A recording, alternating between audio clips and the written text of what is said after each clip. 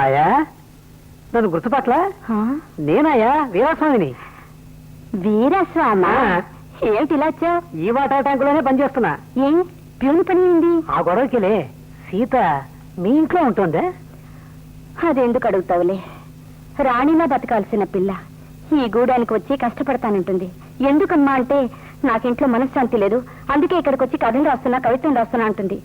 ఆ అమ్మాయి మనసులో ఏదో బాధ ఉందన్న విషయం నాకు అర్థమైంది. అది ఏమిటన్నది మాత్రం అర్థం కాలే. నాకు తెలుసాయా.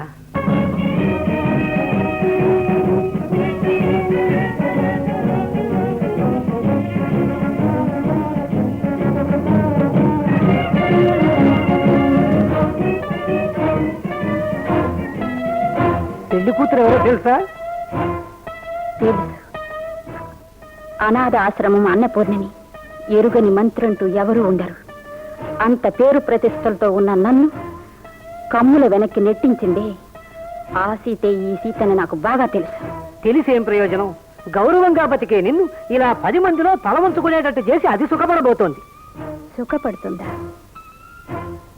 నలుగురిలో రేపు దానికి జరగబోయేది పెళ్లి ముహూర్తం కాదు, శోభన ముహూర్తం. బుర్రకెక్కలేదే. నీకు ముందుగా తెలియక్కర్లే. నేను చెప్పినట్టు చెయ్యి.